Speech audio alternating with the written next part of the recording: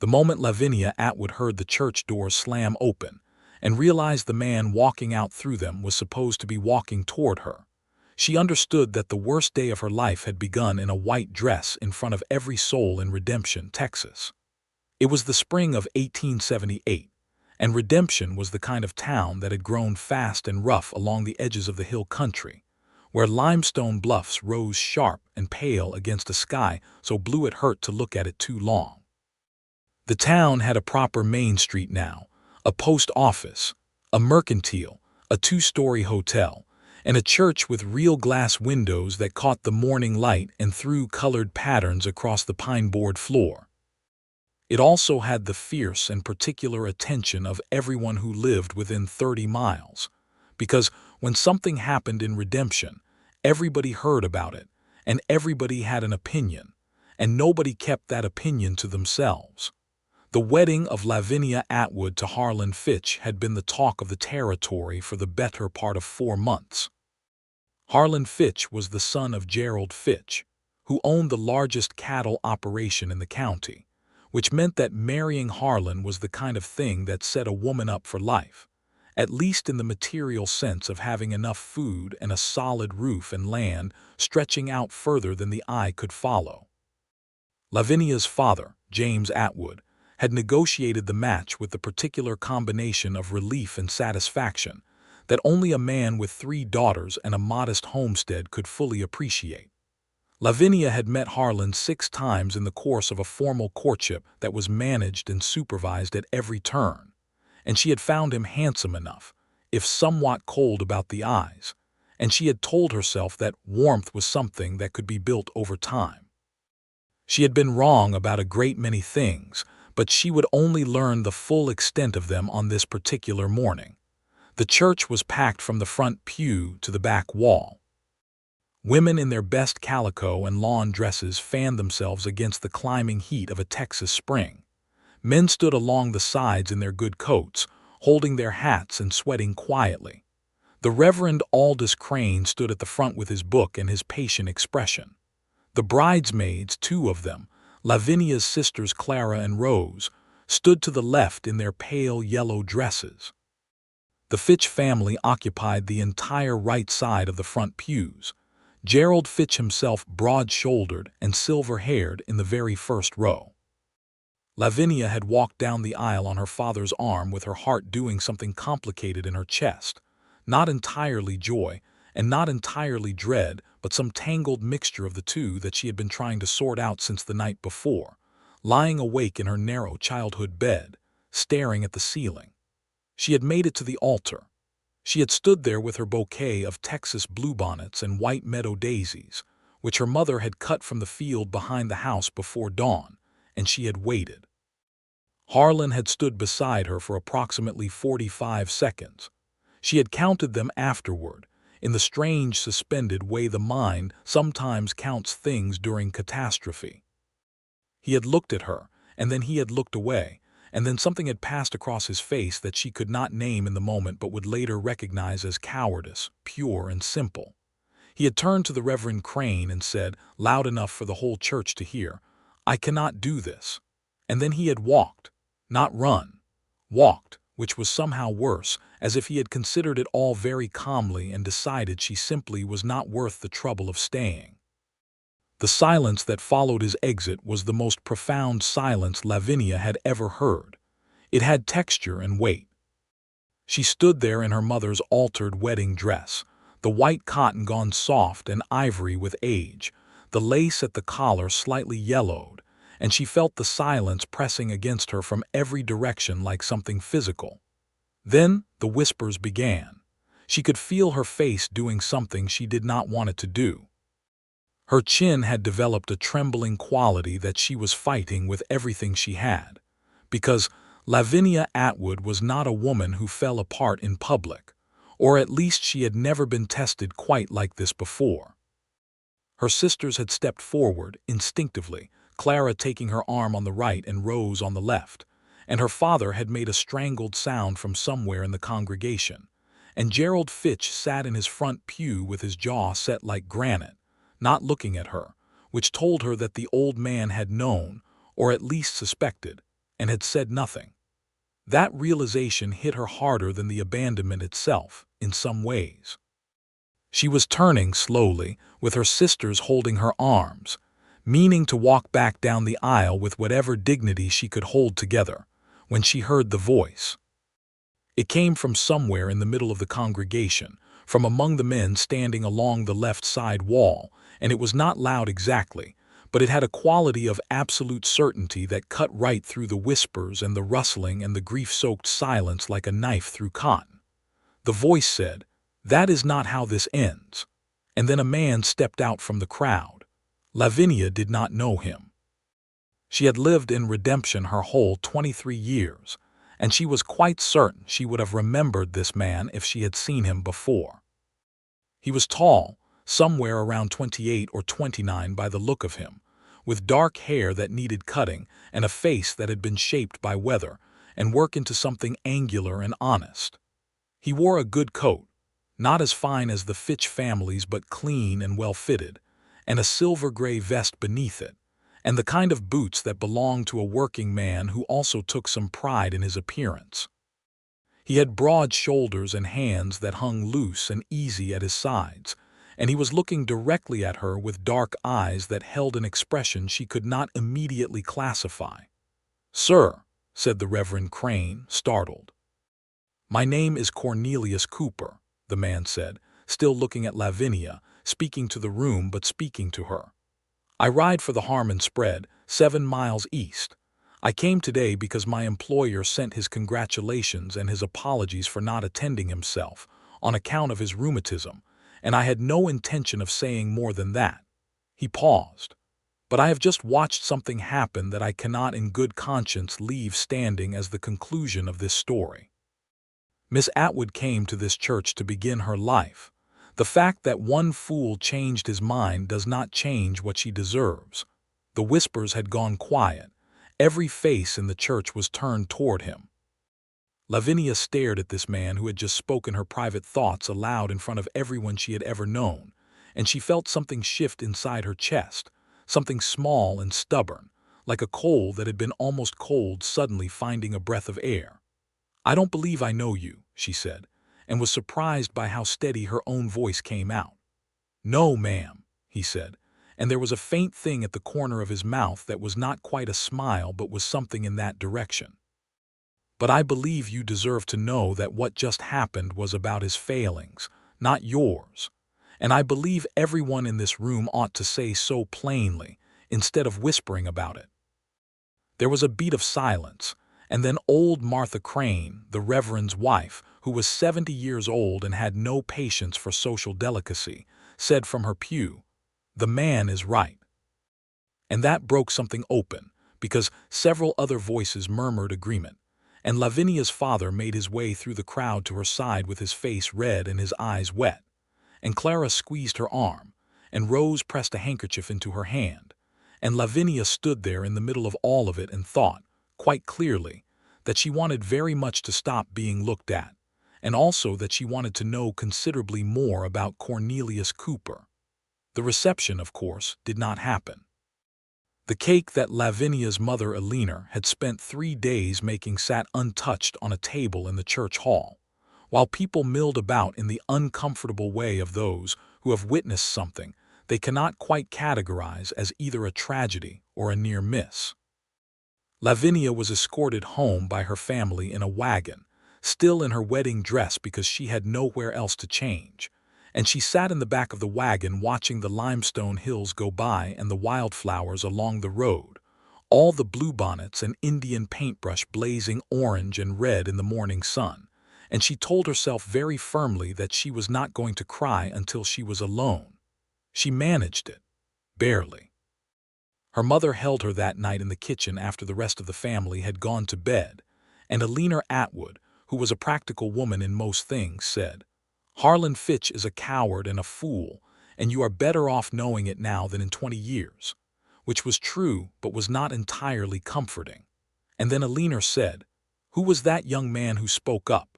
which was the question that Lavinia had been turning over in her own mind since the moment she had driven away from the church.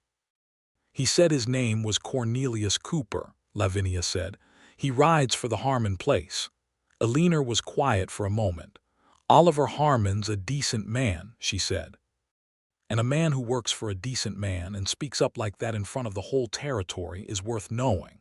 Lavinia thought about those dark eyes, steady and direct, and the absolute certainty in that voice.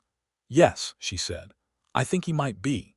The next days were the particular misery that Lavinia had been half expecting, which was the misery of being the subject of town gossip while trying to go about ordinary life.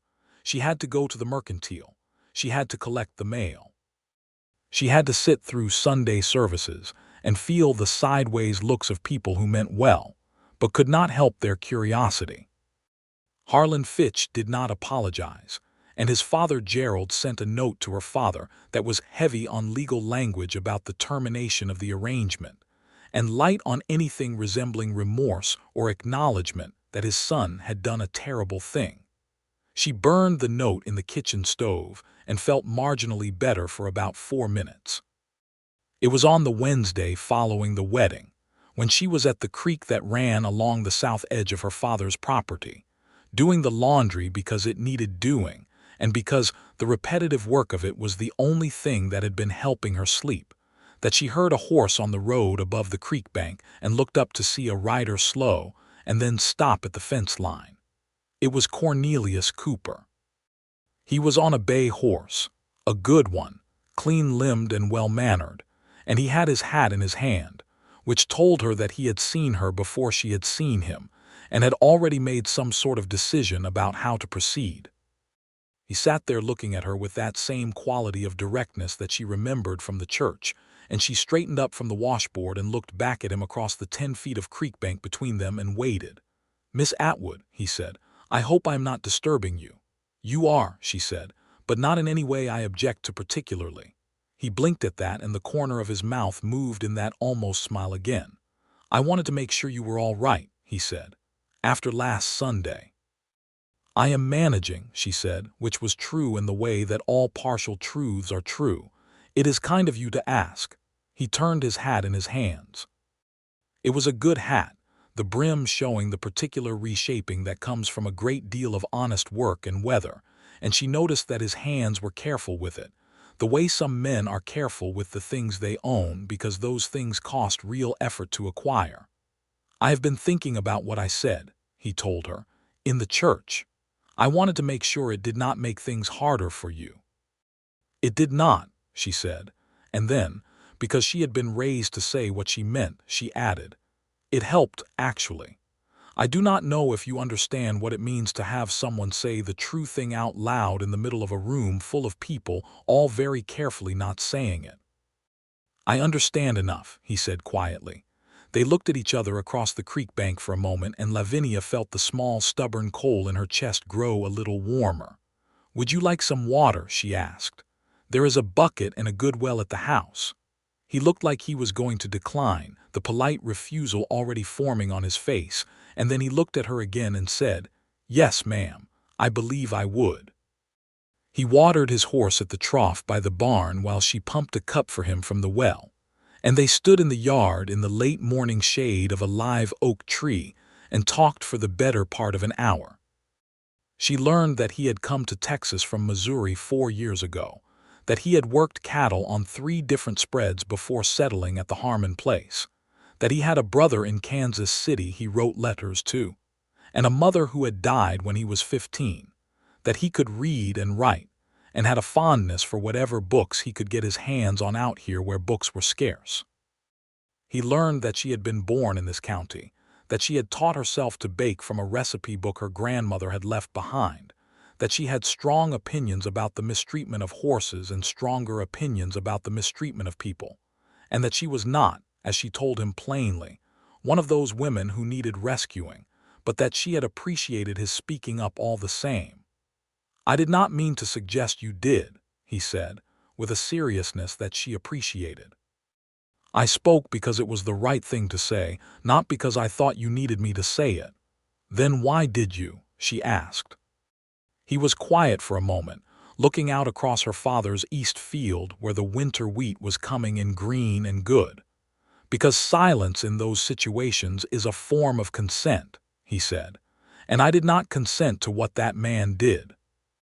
She looked at his profile, the clean, strong line of his jaw, the way his eyes moved across the land as if he was genuinely seeing it and finding it worth looking at. And she thought that there was more to Cornelius Cooper than most people would guess on a first meeting, and that she was interested in finding out what the rest of it was.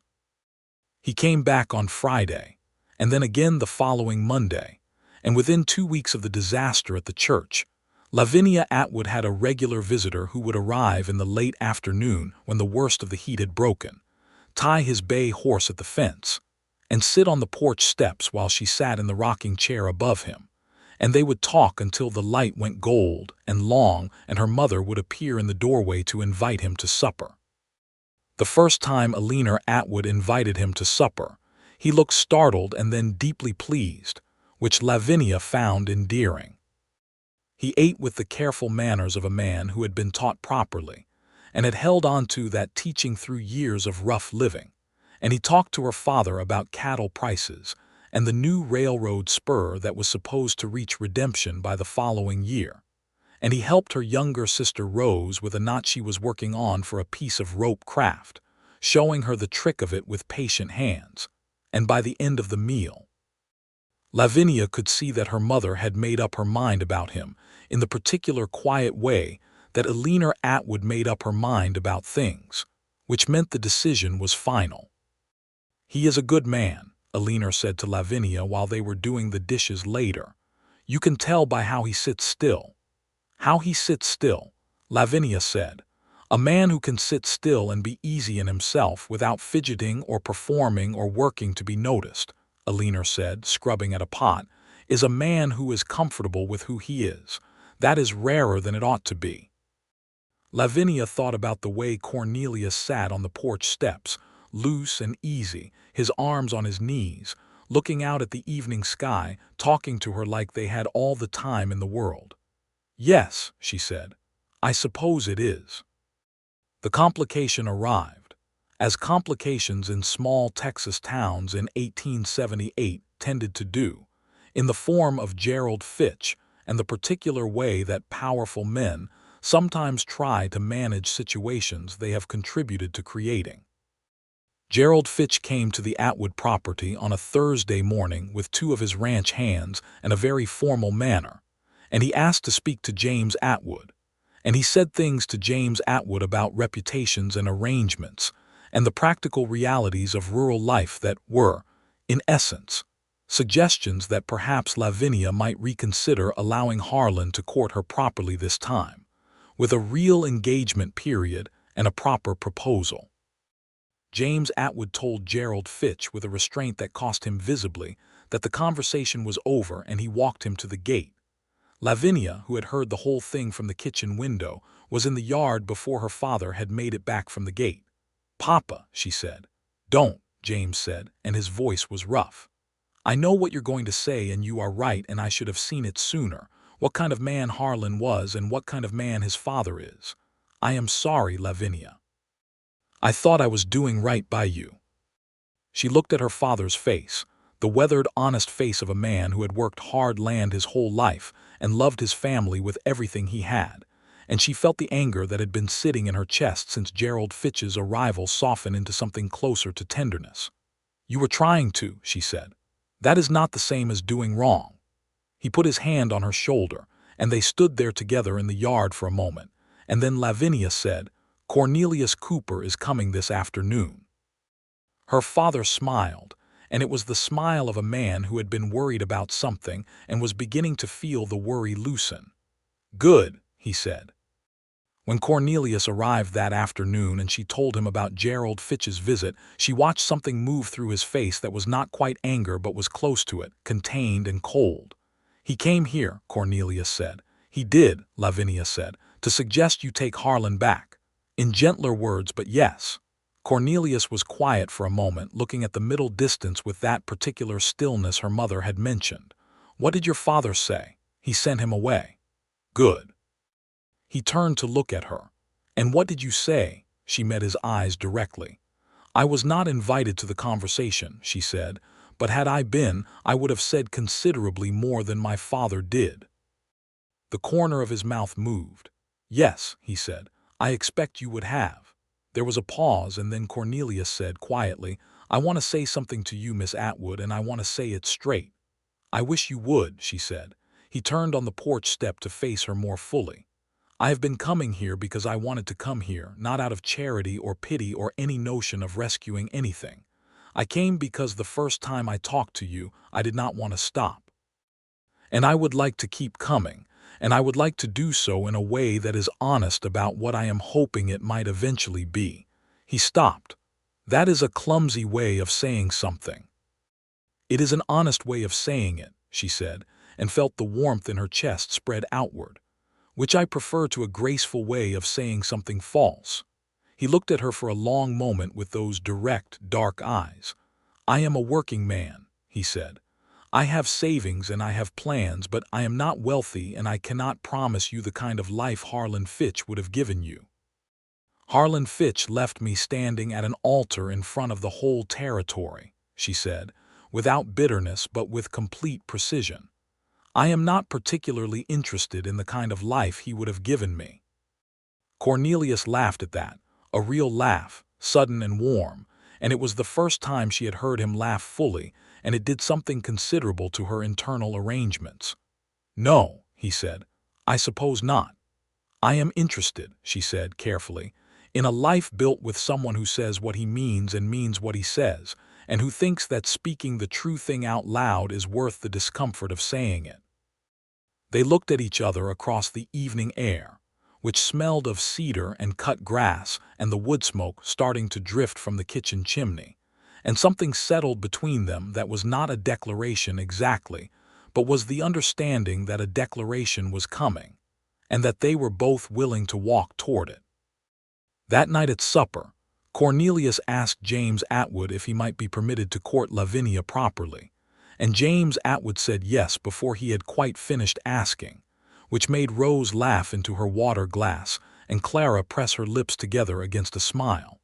And Lavinia Atwood stood at the stove and did not say anything at all, but her shoulders had a particular set to them that meant she was pleased.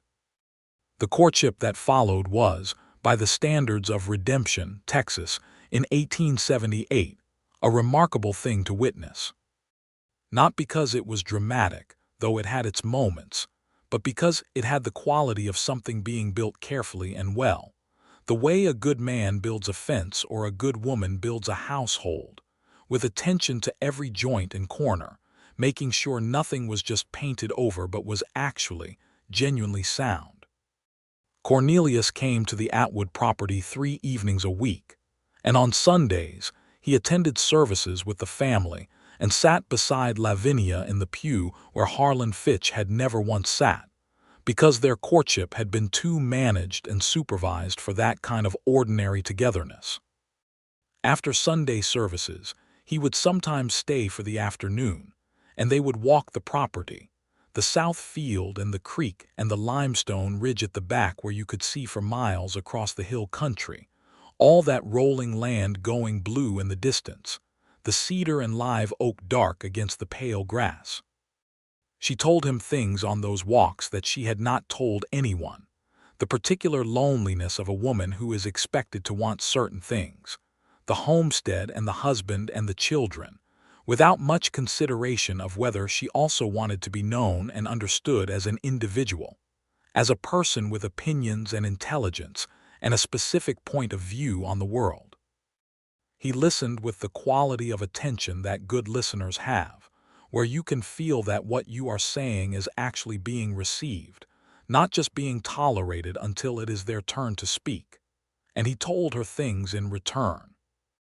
He told her about Missouri, about the small farm his parents had worked, and how it had gone to pieces after his mother died, about the years of drifting and working wherever there was work, about how Texas had felt different to him, bigger and rougher, but also more honest in some way he struggled to articulate, like the land itself did not pretend to be anything other than what it was. "You sound as if you love it here," she said on one of those walks, looking out from the limestone ridge at the late afternoon light going amber across the hills. "I do," he said simply. Then he looked at her. "More than I did before." She felt the warmth move all the way out to her fingertips. In May of that year, Cornelius came to her with news that changed the shape of things.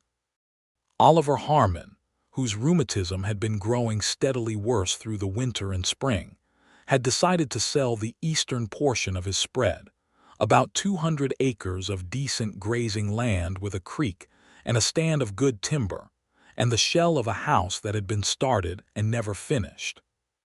He was selling it at a price that was fair by the standards of the territory, not cheap but not extortionate, and he had offered Cornelius the first chance at it, in recognition of 4 years of faithful and skilled service. Cornelius had the savings. Not all of it, not quite, but close enough that the bank in Redemption, where a man named Thomas Aldrich ran the lending office with a notable degree of practical common sense, could bridge the gap with a reasonable note.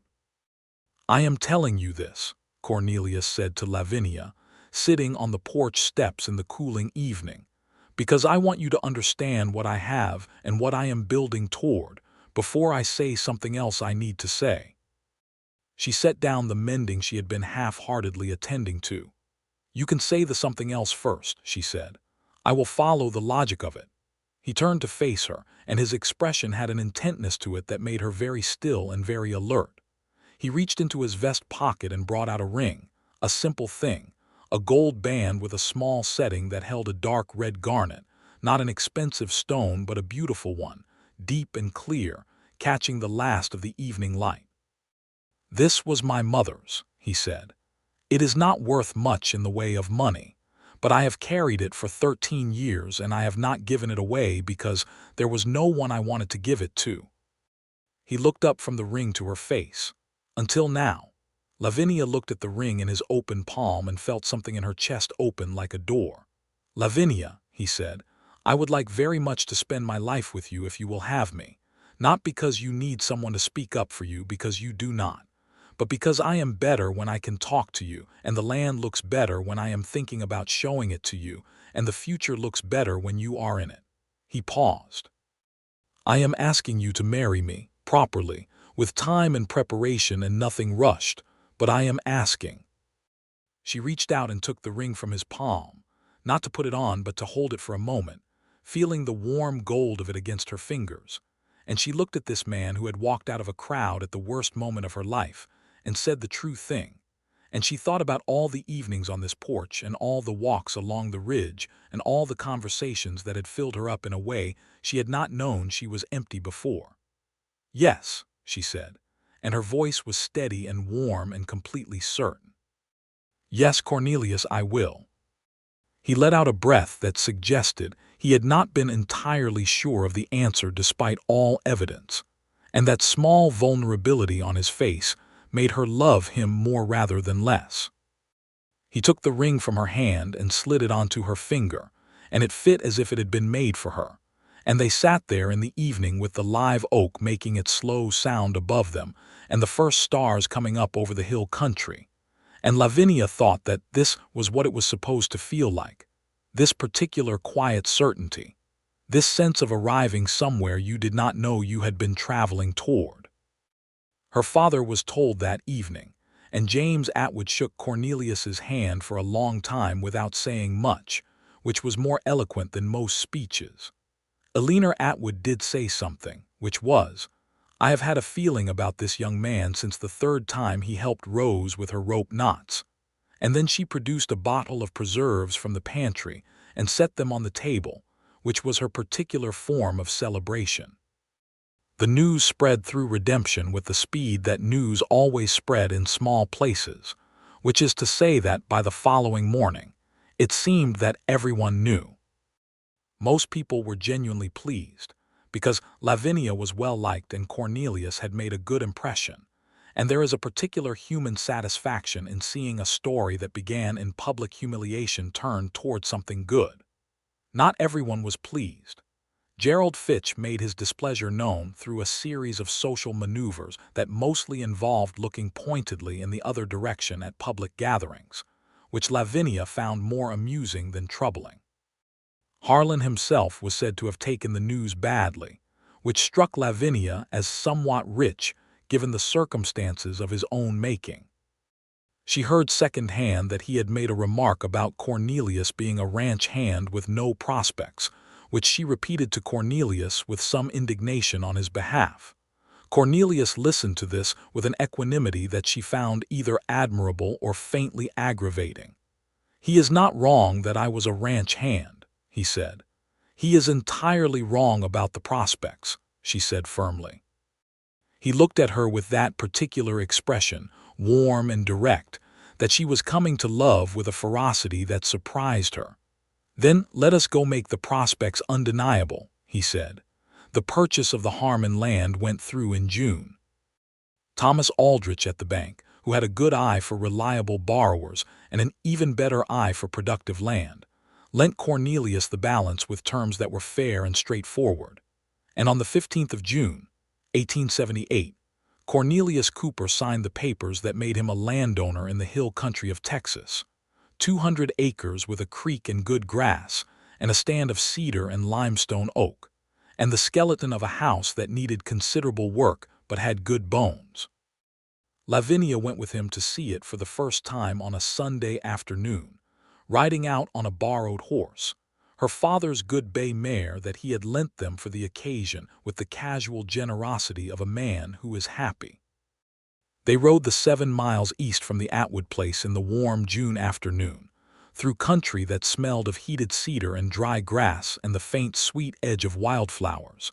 And when they came over the last low ridge and she saw the land opening out below them, the creek catching silver in the afternoon light, the stand of dark trees along the water, the pale grass rolling out in all directions, she felt a recognition she had not expected.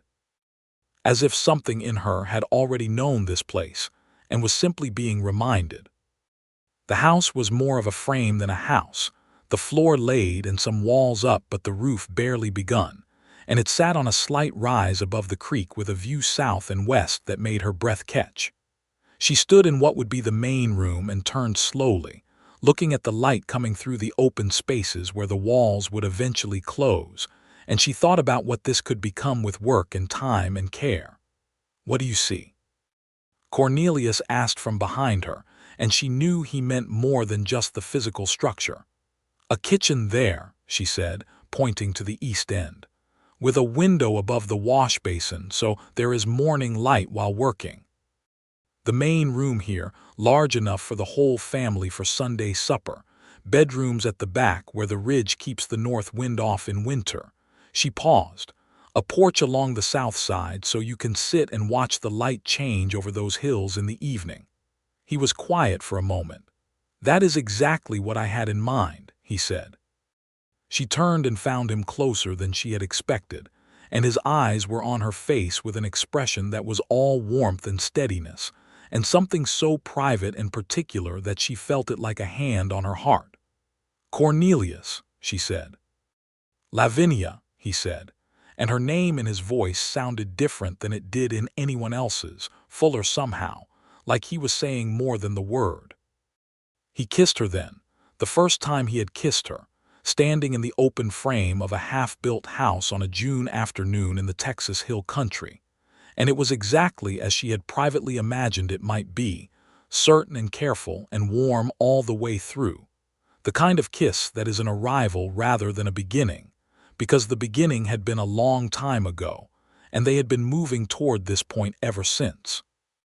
They pulled back and looked at each other, and Lavinia felt herself smiling in a way she did not think she had smiled since before all the wedding business, a smile that came from somewhere deep and genuine, and he was smiling too, and the afternoon light was coming gold and long through the open walls of their future house, and everything felt in that moment both very large and very right.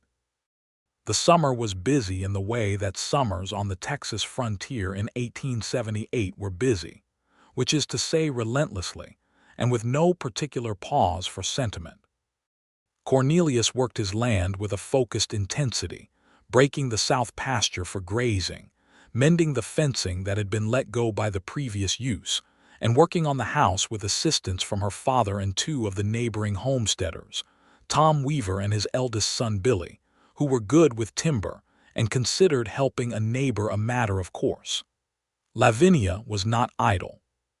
She had her father's household to run and the vegetable garden that was her particular domain, but she rode out to the Cooper land twice a week to bring food for the working men and to track the progress of the house with an owner's close attention. She made decisions about windows and door placement, and the layout of the kitchen with a practicality that impressed Cornelius and amused her father, and prompted Tom Weaver to remark that she had a better structural eye than most men he knew, which she accepted as the compliment he intended. The town of Redemption watched all of this with the mixture of approval and fascination that small towns reserve for narratives that are going well. Lavinia was aware of being watched, had been aware of it since the day at the church, but it had changed its quality. It was no longer the watching of pity and gossip. It had become something warmer, the watching of people who are invested in a good outcome, which is a different thing entirely. Old Martha Crane stopped her at the Mercantile one August morning and held her hand in both of hers, which were small and spotted and very strong, and said, "I have lived here for 31 years, and I have seen a great many things, child, and I want you to know that what I see when I see the two of you is something worth seeing." And she patted Lavinia's hand and walked away before Lavinia could do more than thank her, which was probably intentional, because Martha Crane had never been one for prolonged sentiment. The wedding was planned for the first Saturday in October, when the worst of the summer heat would have broken, and the hill country would be showing its fall colors, the sumacs going red and the chinkapin oaks going gold, and the sky that particular deep blue that only came when the humidity finally dropped, and the air turned clear and sharp as cut glass. Lavinia's mother made a new dress. Not the altered grandmother's dress, which had served its purpose on a morning that was best remembered for its ending rather than its beginning. This was a new dress in ivory cotton lawn with a soft blue ribbon at the waist, which Lavinia Atwood spent 3 weeks sewing with her finest hand, every stitch an act of intention. The church was decorated with fall flowers and cedar branches and white candles that turned the colored light from the windows into something extraordinary when they were lit. The pews filled with every soul for 30 miles, not because anyone was making a show of it, but because people genuinely wanted to be there, wanted to see this particular story reach its proper conclusion. Lavinia stood in the vestibule with her father beside her and heard the organ begin, the same organ that had played on that terrible morning in April, now playing something that felt entirely different, and she was not afraid. She had thought she might be. She had thought the church might carry echoes of the first time that would make this second attempt feel fraught or haunted. Instead, she felt clear. She felt like herself. She felt, as she had felt standing in the open frame of their house in June, that she was arriving somewhere she had been heading for a long time. She walked down the aisle on her father's arm with her spine straight and her head up and her eyes on the man standing at the front of the church. And Cornelius Cooper watched her come toward him with an expression on his face that needed no translation. His dark eyes were very bright, and his jaw was set with some emotion he was visibly managing. And when she reached him and her father placed her hand in his, she felt the warmth of his fingers close around hers, and thought that she would remember the specific quality of that feeling for the rest of her life. The Reverend Crane spoke the words of the ceremony with a particular warmth that he had not, in fairness, been given the opportunity to show on the last occasion, and when he came to the part where he asked if anyone had cause to object, there was a beat of absolute silence, and then Martha Crane said from the front pew, very clearly, "Let's not do that again," and the entire church laughed, and Lavinia felt the last ghost of April dissolve in the laughter like morning fog in good sunlight. When the Reverend Crane said they were husband and wife, and Cornelius kissed her in front of the whole territory, there was an applause that rattled the glass in those good windows and startled the horses tied outside and could probably be heard, as Tom Weaver's son Billy would later claim, all the way to the ridge. The reception in the church hall was everything the April morning had not been. The cake that Lavinia Atwood had made this time, a tall white thing with sugar flowers and a faint taste of vanilla and almond, was cut and consumed with enthusiasm. There was music from 2 fiddles and a guitar, and dancing on the swept hall floor, and Lavinia danced with her father first and then with Cornelius, who was not the most polished dancer she had ever seen but who held her with such steady attention that it did not matter. And when he looked down at her in the middle of the music, she thought that this was what safety felt like, not the safety of walls and money and social arrangement, but the safety of being known and wanted for exactly what you are.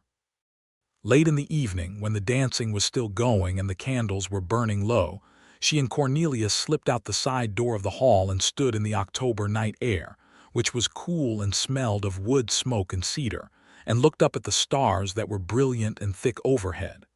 "How does it feel?" he asked quietly. She thought about it honestly. "Like something that was broken is fixed," she said.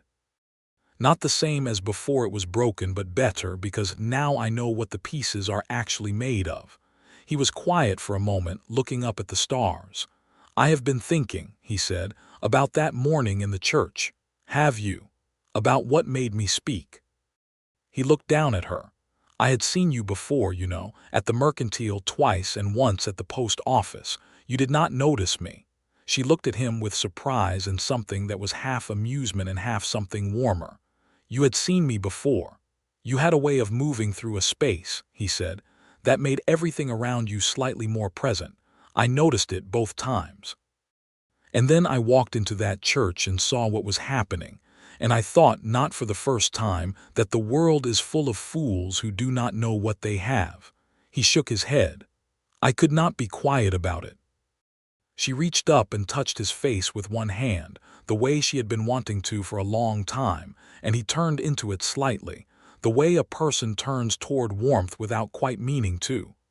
"I am glad you could not," she said. He covered her hand with his, pressing it gently against his cheek. "So am I," he said. They were quiet for a while, standing under the hill country stars, and then the music inside shifted into something slower and sweeter, and she took his hand and led him back through the door, and they danced until the last candle burned down and the night was properly complete. They moved into the house on the Cooper land in November, when the walls were finished and the roof was tight, and the kitchen had its window above the wash basin exactly where Lavinia had specified, which caught the morning light in a way that made the whole room glow and gold in the early hours. It was not a large house, 4 rooms with the porch along the south side, but it was sound and well-made, and full of the specific warmth of a place that has been built with intention. The first winter in that house was cold but not brutal, a hill country winter, which is to say there were hard freezes and some ice, and a week in January when the north wind came howling down from the panhandle, and they stayed close to the fire and went through a good portion of the firewood stack. But the fireplace Cornelius had built was deep and drew well, and the house held its heat in a way that a well-chinked limestone house does, and they were, in every material sense, comfortable. In the immaterial sense, they were considerably better than comfortable. Lavinia had thought she understood herself fairly well before this year, before April's disaster and what had followed from it, but living in close daily company with another person, with this particular other person, was showing her things about herself she had not previously had occasion to discover. She was impatient when she was tired, which she had known in abstract but had to actually manage now. She was also, she discovered, very good at the practical architecture of a household, the management of supplies and the rotation of preserved food, and the 1,000 small decisions that kept a working homestead running smoothly, in a way that she had not quite recognized as a skill before because she had been doing it in her mother's house, where it was simply expected and unremarked. Cornelius remarked on it.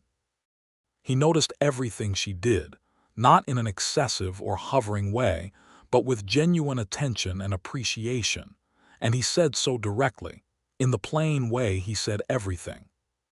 He told her that she was the most practically intelligent person he had ever lived with, which she found considerably more gratifying than being called beautiful, though he told her that too. She learned, in turn, that he was extraordinarily good with animals, with the particular deep patience that stock required, and that he had a capacity for sustained solitary focus when he was working on a problem, whether it was a fence repair or a sick calf or the accounts for the property, that she needed to respect rather than interrupt. She learned that he liked silence in the evenings and music on Sunday mornings, and that he had a very dry sense of humor that only deployed itself when he was comfortable, which meant that the frequency with which she saw it was a kind of measure of something she was proud of. The land itself was becoming something. The south pasture was producing well, and he had run a small herd of longhorns through the summer and sold them in September at a profit that more than covered the first payment to the bank.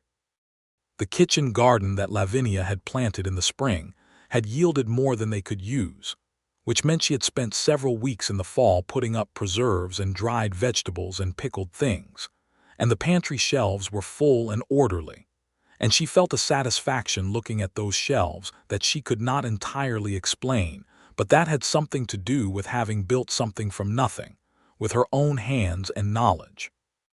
The town of Redemption continued its life around them, with the energy and occasional drama of a frontier community in the late 1870s. The railroad spur arrived the following spring, as predicted, and it changed the texture of things considerably, bringing goods that had previously required a long wagon trip to San Antonio, and bringing new settlers, and bringing the particular combination of opportunity and disruption that railroads always brought to the territories they reached. Gerald Fitch's cattle operation felt the railroad most acutely, because it opened new markets but also new competition, and the old man spent the spring and summer of 1879 in a state of visible agitation that expressed itself as a series of increasingly aggressive business maneuvers that the other landowners in the county found tiresome. Harlan Fitch, meanwhile, had attached himself to a young woman from San Antonio whose father was in banking, and the word was that the engagement had been announced, which information Lavinia received with a complete absence of feeling beyond a faint hope that the young woman from San Antonio had better luck than she had, and that Harlan had, in the intervening time, developed some backbone. She said as much to Cornelius, and he said, "I am grateful to him every day." And when she looked at him with her eyebrows up, he said, "For being precisely the kind of man he is. If he had been a better man, I would never have had reason to speak, and we would not be sitting here." She sat with that for a moment, the strange gratitude of it. "There is a logic to that," she admitted. "The world is full of unintended consequences," he said, with that dry warmth in his voice, "that turn out to be the best things that ever happened." On the first day of February, 1880, in the house on the Cooper land, Lavinia's first child was born. It was a long labor, attended by her mother Eleanor and the local midwife, a capable woman named Sarah Hooper, who had delivered half the children in the county, and had strong opinions about how labor ought to be managed that Lavinia found both annoying and deeply reassuring. Cornelius spent the day in a state of contained tension that expressed itself as a compulsive need to find tasks, chopping wood long after the woodpile needed no more attention, until Tom Weaver's wife Agnes, who had come to assist, went outside in the late afternoon and told him firmly to stop chopping and come sit on the porch where he could be of use if he was needed. He sat on the porch in the February cold and waited, and when the sound of a newborn's first cry came through the window above him, he closed his eyes and put his head down for a moment and breathed, and Agnes Weaver, who had seen many men in this particular moment, said afterward that she had never seen a man look more grateful. It was a boy. He was named James Cornelius Cooper, James for Lavinia's father and Cornelius for his own, and he came into the world with a pair of lungs that immediately established his opinion of the proceedings, and with a head full of dark hair that was clearly his father's. Lavinia held him in the lamplight with the February cold pressed against the windows, and looked at this small, furious person, and felt a love so immediate and absolute that it startled her, as if she had not quite expected it to be this large. Cornelius came in when Sarah Hooper permitted him to, which was about an hour after the birth, and he stood at the bedside and looked at his son and his wife, and his face was a thing that Lavinia would put away in her memory and keep there, perfectly preserved for the rest of her life. He did not say anything for a long moment. Then he said, very quietly, "Hello, James." The baby opened unfocused eyes and yawned, entirely unimpressed, and Lavinia laughed, and the laugh hurt slightly because of the labor, but she did not care. "He looks like you," she said. "He looks like he has opinions," Cornelius said, with that dry edge, "which I believe he gets from you." James Atwood, who had arrived that afternoon and was sitting in the kitchen with Alina and Tom Weaver waiting for his turn to be admitted, came in next and took one look at his grandson and sat down heavily in the bedside chair with his eyes very bright, and held the small bundle with the practiced gentleness of a man who had held 3 babies of his own, and said, "James," as if trying out the weight of the name. "Good name." The spring of 1880 brought more work, and the particular exhaustion and satisfaction of a first baby in a working household, and Lavinia navigated it with the practical energy that had always been her particular gift, adjusting and adapting and solving problems as they arose, with her mother nearby to help, and Agnes Weaver, who was a good neighbor and a more experienced mother, and who told her plainly when she was overcomplicating things, which she was sometimes inclined to do. The property was growing. Cornelius had added a small barn in the fall of 1879 and expanded the herd, and there were now chickens and 2 dairy cows, and the kitchen garden had doubled in size because the soil along the creek bottom turned out to be extraordinarily productive, deep and dark and willing. Lavinia had discovered that she could sell preserves and dried herbs to the mercantile in Redemption, where Thomas Aldrich's wife Hannah had developed a small trade in local goods that the new railroad-brought settlers were apparently very interested in purchasing. And the income was modest, but real, and she had invested it back into seed and canning jars and the tools of her trade with the strategic focus of someone who had found something they were genuinely good at and intended to pursue it properly. The mercantile arrangement led, in the spring of 1880, to something she had not expected. Hannah Aldrich, who was a sharp-minded woman with more energy than her husband's banking work could properly absorb, proposed that Lavinia consider supplying on a more formal scale, with a small regular delivery of her best-selling preserves and dried goods, and offered a price per jar that was fair and consistent. Lavinia took 2 days to consider it, ran the numbers carefully in the household account book that she kept with meticulous precision, and said yes. She told Cornelius about it that evening after James was asleep and they were sitting by the fire with the late spring evening pressing soft and cool through the open window, and he listened to the full proposition before he said anything, and when he did speak it was to say, "What do you need to make it work properly?" Not whether she should do it, not whether it was a practical undertaking. What did she need? She loved him so much in that moment that she had to look at the fire instead of his face in order to answer sensibly. "More jars," she said, "and the time to do it, which means the household adjustments need to suit." "We will manage the adjustments," he said. "Tell me what you need." They managed the adjustments. The Cooper household in 1880 was not a conventional arrangement for the Texas Hill Country of that era, or for any era in particular, and Lavinia was aware that some people in Redemption found it notable that Cornelius Cooper seemed to consider his wife's commercial work as legitimate and important as his own, rather than as a charming hobby to be tolerated. She was aware of it and she did not care, and she suspected from his expression on the occasions when she relayed some comment overheard in town that he was aware of it and cared even less.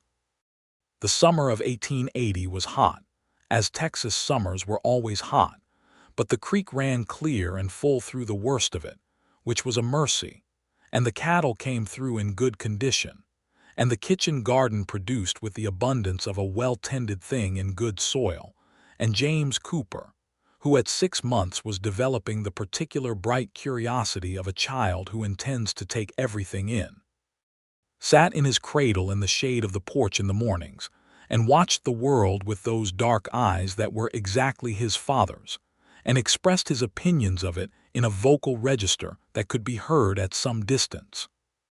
Her father came to visit on Sunday afternoons with the frequency of a man who loves his grandchild, and also loves the good afternoon cooking at his daughter's table, and her mother came twice a week in the summer to help with the preserving work, and the Cooper house on the slight rise above the creek had the busy, warm feeling of a place where things were happening and people were glad to be.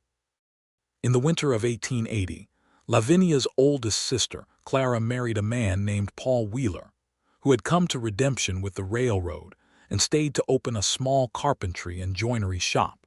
And the wedding was a happy occasion that Lavinia attended with considerable personal satisfaction, watching Clara walk down the same aisle she had walked with a lightness that she had not had herself, having been spared the particular education that Lavinia had received. Rose, the youngest Atwood daughter, was 17 in 1880, and not yet in any hurry to marry anyone, which Eleanor accepted philosophically and James Atwood encouraged, on the grounds that a young woman ought to know her own mind before committing to someone else's life, which was, Lavinia noted, a different view of the matter than he had held in 1878. She said nothing about this except to squeeze his hand when he said it, and he had the grace to look slightly abashed. On the 4th of August, 1881, Lavinia's second child was born, another long labor but a somewhat less alarming one than the first, with Sarah Hooper again in attendance and Eleanor and Agnes Weaver, and this time Cornelius managed the waiting with more equanimity, sitting on the porch in the August heat with Tom Weaver for company and a deck of cards they barely played. It was a girl. She had Lavinia's auburn coloring and her father's shape of eyes, and she was, from the first moments, a very serious and observant infant who looked at everything with an expression of deep consideration, which Sarah Hooper said she had never seen on a newborn before, and which made Lavinia laugh even in her exhaustion. They named her Eleanor Ruth Cooper, Eleanor for her grandmother and Ruth for Cornelius's mother, and James Cooper, who was 18 months old and had been spending the day in his grandfather's complete and devoted care, was brought in to meet his sister and stared at her with the particular bafflement of a toddler confronting a new reality he had not been consulted about. "That is your sister," Lavinia told him, and James looked at the small serious face in the blanket and said with great clarity, "Oh," and then turned and climbed into his grandfather's lap, apparently satisfied with that resolution. Eleanor Atwood held her namesake granddaughter and was quiet for a long time, and when she looked up her eyes were wet and her expression was one of complete and utter happiness, and she said, "Ruth, your grandmother would have loved that," to Cornelius, and he nodded once, looking at his daughter, and his throat moved. The years from 1881 through 1884 were the years in which the Cooper place became, fully and finally, the thing it had been promising to be since the afternoon Lavinia had stood in the open frame of an unfinished house and described her kitchen window. The herd had grown to a size that produced a solid income. The kitchen garden and the preserving operation had grown to the point that Lavinia's goods went not only to the Redemption Mercantile, but, through Hannah Aldrich's connections, to 2 establishments in the nearest larger town, where the demand for quality preserved goods from the hill country had apparently developed into something real and consistent.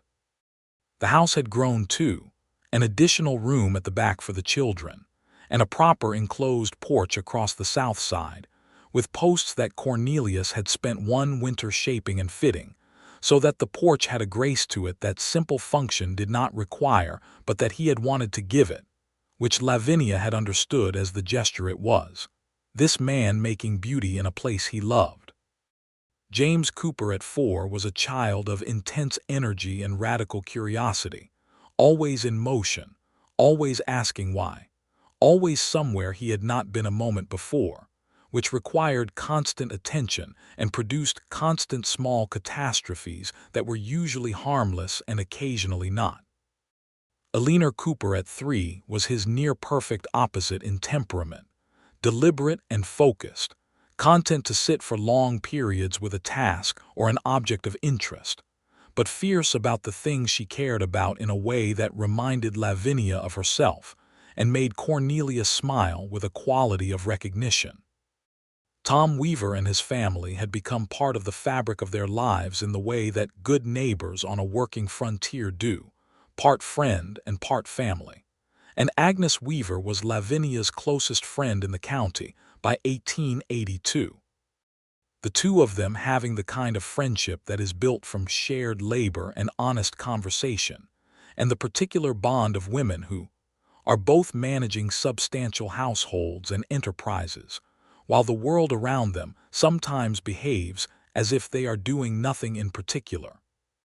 Agnes Weaver was, in Lavinia's opinion, one of the smartest people she knew, and she said so, and Agnes Weaver accepted this with the directness that Lavinia had always appreciated in her, and said that the same went both directions.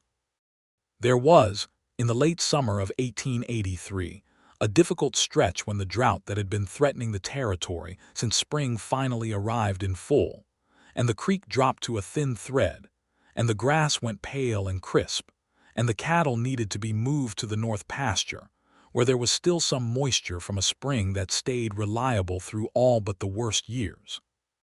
Cornelius managed this with the calm efficiency of a man who has thought through his contingencies in advance, and they lost nothing from the herd, and the garden survived on water carried bucket by bucket from the spring, which was the most physically exhausting summer Lavinia could remember, but they came through it.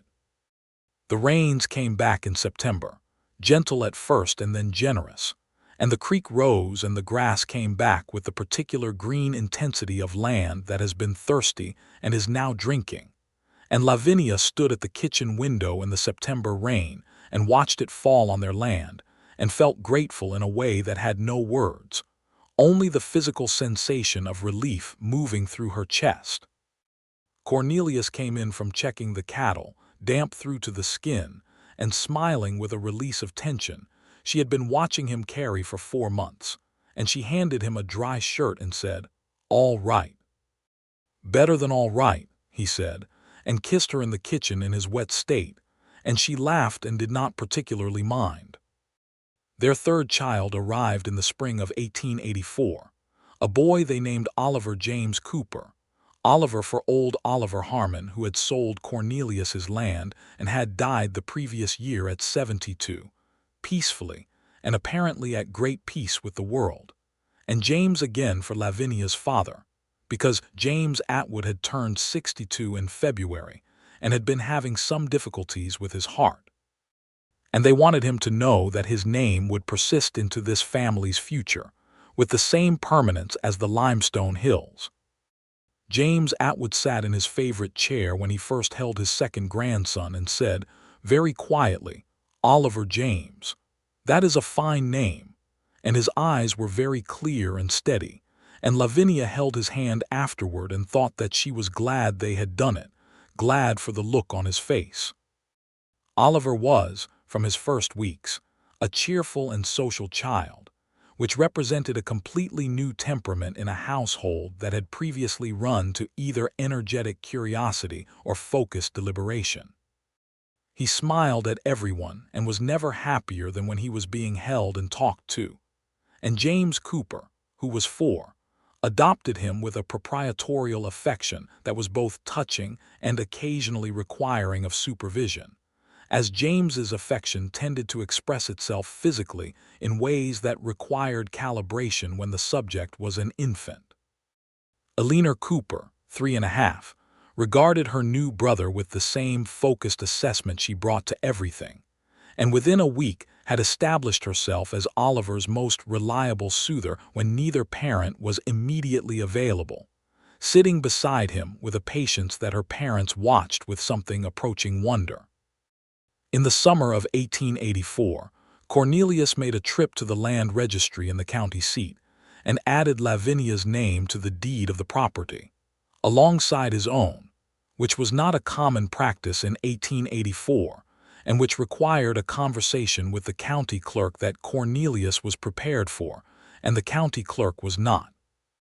He came home with the amended deed and set it on the table at supper and told her what it said, and she looked at it and then at him, and he said simply, "It is your land as much as mine. It always has been." She picked up the deed and read her name there, Lavinia Atwood Cooper, in the formal copperplate of official documents, and felt something settle in her that had been slightly unmoored, as so many things had been unmoored by the events of 1878, and were now, all of them, slowly and permanently coming to rest. "Cornelius," she said. "Yes," he said, as if she had asked a question rather than simply said his name. "I love you," she said, which she told him often but which sometimes needed saying again at moments like this, when the specific shape of what he was and what he did needed to be met with language. "I know," he said, and his eyes were warm, and then he said, "I love you," and there was nothing simple about those three words when he said them. They had weight and texture, and the full accumulated meaning of everything that had happened since a man stepped out of a crowd on a terrible April morning and said the true thing. The dinner that evening was ordinary, the children at the table with their particular noises and claims and dramas, Oliver making the systematic destruction of his supper into an art form, James reporting at length on something complicated that had happened with the Weaver boys that afternoon, Alina listening to James's account, and occasionally correcting his facts with the gentle precision of a child who feels strongly about accuracy. Cornelius passed the bread and asked about Alina's corrections, and listened to the full elaborated version of the story that resulted, and Lavinia ate her supper and watched her family and thought about what an unlikely thing it was and how entirely right it felt, and how those two qualities did not contradict each other at all. The fall of 1884 brought news that the Fitch cattle operation had run into serious financial difficulty, something to do with overextension and a bad year, and the particular way that empires built on borrowed confidence tend to contract when the market turns. Gerald Fitch was not ruined exactly, but he was substantially reduced, and the southern portion of his land was being sold. Harlan Fitch had indeed married his San Antonio banker's daughter, who was by all accounts a capable woman making the best of a complicated situation, and they had 2 children, and Harlan had grown, in the 6 years since the disaster at the church, into something that Lavinia thought might eventually approach a decent man, though the process appeared to be slow. She did not think about Harlan Fitch very often, and when she did it was without the particular burning quality it had once had. He was simply a man who had done a foolish and cowardly thing at a critical moment, and had thereby, unintentionally, made possible everything she actually wanted. She held no particular malice toward him and no particular interest in him, and she thought that was probably the healthiest resolution of the matter that she could have hoped for. What she thought about, on the ordinary days and the extraordinary ones, was the life she was living, the land that was theirs in the fullest sense of the word, the children who were growing into themselves with a confidence and energy that she hoped had something to do with the house they lived in, which was a house built on honesty and intention, the business she had built from a kitchen table and a row of glass jars, the friendship of Agnes Weaver and the warm proximity of her parents, the constant, reliable presence of the man she had married, who was the same man every day in all the ways that mattered, and was different every day in the ways that kept her genuinely interested in him.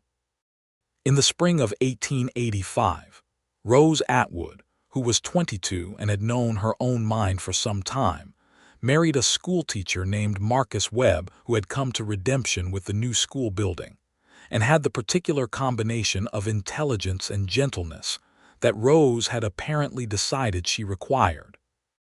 And the wedding was a beautiful spring morning, and Lavinia danced at it with Cornelius and thought about their own wedding and the wedding before it and the strange, complicated path that had led from one to the other.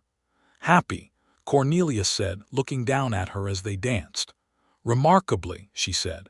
"Good," he said with that quiet warmth. "That is the appropriate state of affairs." Her father's health had its difficult periods through 1885, the heart trouble making itself known in the particular way of a thing that could be managed but not resolved. And Lavinia and her mother navigated the years with the practical love of women who understand that caring for the people they love is not a burden, but a form of the love itself. James Atwood sat in his chair on the Atwood porch in the afternoons and held his grandchildren when they came, which was often, and told them stories about the early years in the hill country that they listened to with the particular attention children bring to the real stories of people they love, the ones that happened before them and made the world they came into. He died on a January morning in 1887 in his own bed, with a leaner beside him, peacefully and without great drama, which was as he would have wanted it. He was 65 years old. He had worked hard land and raised 3 daughters and loved his wife honestly and seen his children settled and happy, and he had in the last years the satisfaction of seeing the Cooper place become the thing it had become, a good working homestead built by his daughter, and the man who had stepped out of a crowd to say what needed saying. Lavinia held her mother on the morning of the funeral, and they did not say very much, but later in the kitchen, Eleanor said, "Your father was proud of you. Not because of what you have, but because of who you are. He said so. He told me more than once in these last years that he could rest easy because you were settled with a good man and a good life, and because you had become completely yourself, which was all he ever wanted." Lavinia was quiet for a moment, feeling the weight of that. "He was a good father," she said. "He was," Eleanor said. "And you are a good daughter, and you have a good husband, and your children are going to be remarkable people." She paused. "Now help me with this pie, because I cannot do the crust correctly when I am this tired." They made the pie together, the two of them in the kitchen where Lavinia had grown up, and the smell of it was so familiar and so specific that it was like a physical form of memory. And they cried a little over the pastry, which improved neither the pie nor their faces, and then finished it, and it was quite good. Cornelius had stood by her through all of it with the steady particular presence he always had in difficult things, neither overwhelming nor inadequate but exactly what was needed, which she thought was one of the rarer qualities in a person, and which she had been grateful for since the first time she had seen it. He drove Lavinia Atwood home after the funeral with the children in the wagon and sat with her in her parlor for an hour and talked about James Atwood the way you talk about someone whose life was worth the talking, with specific memories and genuine respect. And Lavinia Atwood held his hand at the end of the visit and said, "My husband liked you very much. He told me so." "I liked him," Cornelius said, simply and completely. The spring of 1887, when the grief of January had softened into the gentler form that grief eventually becomes when the life that preceded it was a good one, brought new growth to the Cooper land as it always did, the creek running full with the spring rains, the kitchen garden coming back to life with its reliable generosity, the herd moving to the spring pasture with the slow ease of cattle who know their land. James Cooper, 7 years old and possessed of his father's directness and his mother's impatience, had been attending school in Redemption since the fall, riding in with Tom Weaver's eldest 3 times a week, and had developed strong opinions about mathematics, which he loved, and reading, which he considered acceptable but less interesting than being outdoors, and spelling, which he considered a personal affront. Eleanor Cooper, 6, attended the same school and was, by the teacher's account, one of the most methodical and thorough students he had encountered, which her parents received with the particular pride of people whose pride is also mixed with recognition. Oliver, 3, remained the social center of the household, always in conversation with someone, or, in the absence of someone, with the chickens, who he had named and whose names he took very seriously and expected the household to take seriously as well. Lavinia was 32 in 1887, and she stood at her kitchen window on a morning in May and looked out at her land, the grass green and the creek glinting through the trees and the south pasture with its good fence line running true and the barn red against the pale limestone of the ridge. And she thought about the woman who had stood in a church 9 years ago in her grandmother's altered dress, holding a bouquet of Texas bluebonnets, and what that woman had thought her life was going to be. She thought about how entirely different it was, and how entirely better, and how she would not trade a single piece of it, not even the terrible April morning, because that terrible morning had led, in the inexorable and sometimes astonishing logic of things, to everything she was now looking at. Cornelius came into the kitchen behind her, having come in from the morning chores, and looked at her standing at the window and said, "What are you thinking about?" She turned to look at him, this man at 37 with more lines around his eyes than he had had at 29 and gray beginning at his temples, which she found, if anything, more attractive than the younger version, not because of what it was but because of what it represented, years of work and life, and whether all in the company of a good character, and she said, "I was thinking about how very glad I am." He looked at her with those dark eyes. "For anything in particular?" "For all of it," she said. "For every piece of it." He crossed the kitchen and kissed her, unhurried, the way they kissed now, with the ease of two people who have done this 10,000 times and intend to do it 10,000 more, and she put her hand against his chest over the steady beat of his heart and thought that this specific moment in this specific kitchen in this house they had built together was the truest and most complete thing she had ever experienced.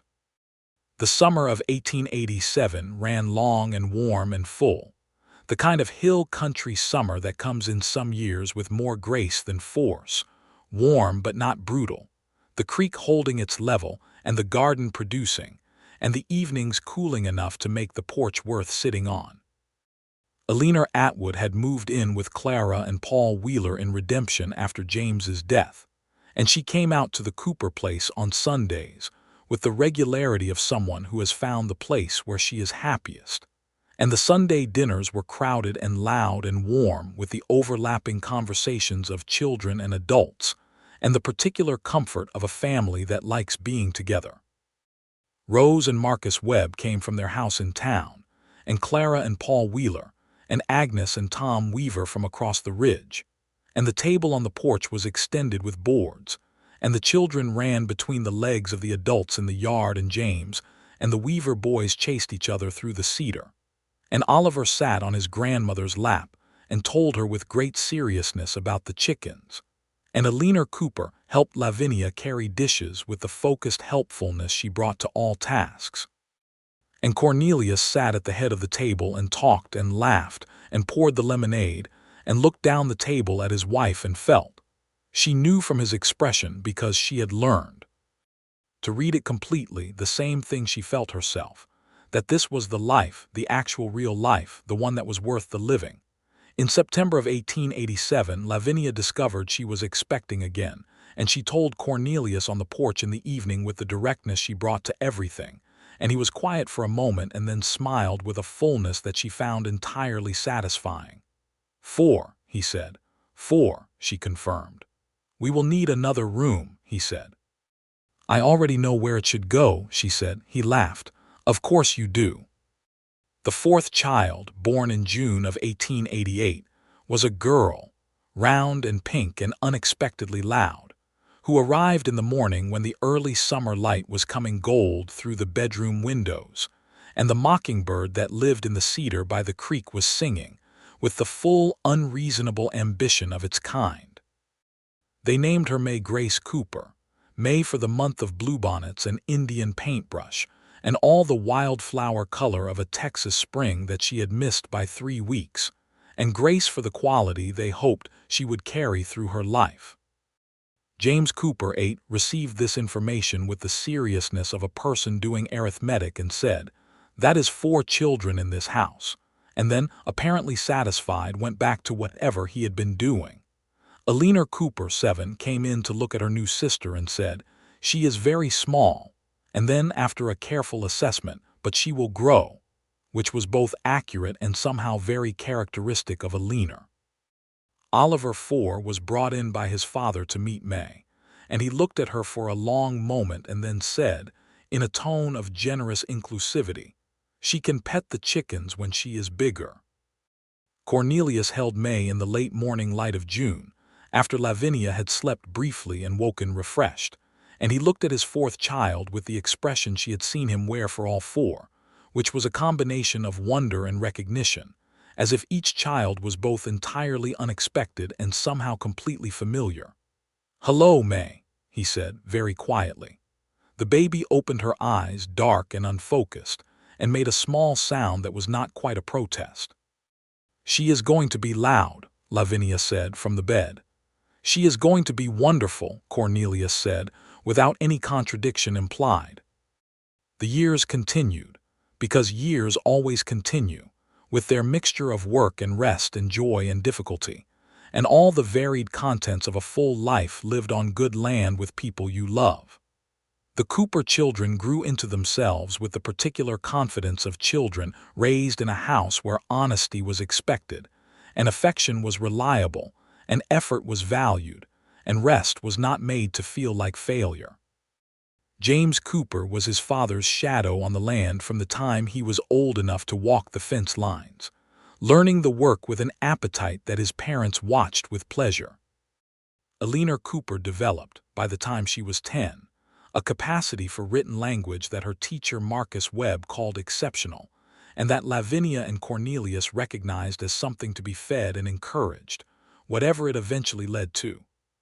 Oliver Cooper remained, through all his growing years, the social heart of any room he was in, easy and warm with everyone, the one all the other children were always glad to see. May Cooper, loudly and precisely as predicted, grew into a small person of extraordinary force of personality who was afraid of nothing and interested in everything, and who kept the household, even in its well-practiced rhythms, in a constant productive state of mild surprise. The Texas Hill Country continued to change around them, the territory filling in, more families and more fences, and the railroad making the world smaller in the way that railroads do, and redemption growing from a rough frontier town into something more settled and still fundamentally itself. There were good years and hard years, drought and flood and the steady, slow work of building something that would last. And through all of it, the Cooper place was what it had been since the beginning, a home that had been built with intention and was lived in with love, sitting on its slight rise above the creek with the south porch looking out across the hill country, and the mockingbird in the cedar and the kitchen window catching the morning light. Lavinia stood at that window on a morning in October, 1890, with the fall colors brilliant on the oaks along the ridge and the air sharp and clean, and the smell of the coffee she had just made rising warm around her. And she heard the sound of her family coming awake in the rooms behind her, the particular voices of her children in the morning, and the particular step of her husband on the floorboards that she would know anywhere. And she thought, as she often thought in moments of this quality, about the morning 12 years ago when she had walked down an aisle in her grandmother's dress, and a man had walked away from her in front of everyone. She did not think about it with bitterness or with grief anymore.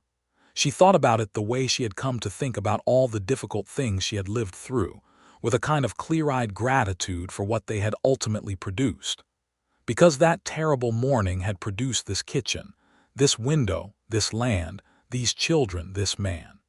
It had produced the particular shape of her life, which was exactly the shape she would have chosen if she had known what she was choosing. Cornelius came into the kitchen and poured himself a cup of coffee and stood beside her at the window, and they looked out together at the hill country morning, with its limestone bluffs going pale in the early light, and the creek hidden in its trees below, and the cattle moving slowly in the south pasture, and all the ordinary, extraordinary beauty of the land they had built their life on. "Good morning," he said. "Good morning," she said. He put his arm around her shoulders, easy and warm, and she leaned slightly into him, and they stood there together at the kitchen window, watching the morning come in over their land. And it was such a simple thing, standing there with the coffee and the light and the sound of their children waking up in the rooms behind them. And it was also, in every way that mattered, exactly enough. More than enough. It was the whole of what she had wanted without knowing how to name it, back when she had been young and uncertain, and standing in a church in her grandmother's dress, holding a bouquet of Texas bluebonnets that her mother had cut from the field before dawn. She had wanted to be known. She had wanted to be chosen. She had wanted a life built on something real. She had all of it here in this house, with this man in this morning light in the hill country of Texas, in the autumn of 1890. And from the direction of the bedroom, Oliver's voice arrived at full volume, announcing to anyone interested that one of the chickens had gotten onto the porch again. And James's voice answered with authority, and May's voice rose above both of them with a declaration whose exact content was obscured by distance, but whose emotional temperature was immediately clear. And Aliner's calm, measured voice could be heard attempting to moderate the situation with the patient precision that was entirely her own. Cornelius looked at Lavinia over his coffee cup, and his dark eyes were warm and laughing and entirely himself, and she looked back at him and felt the full accumulated weight of 12 years pressed down and up and out and through her, all of it. The April morning and the creek bank and the porch steps and the half-built house and the wedding in October and the children and the land and all the 1,000 ordinary days that were the actual substance of a life. "Shall we?" he said. "We shall," she said. And they went together into the noise and life of their morning, which was their life, which was everything.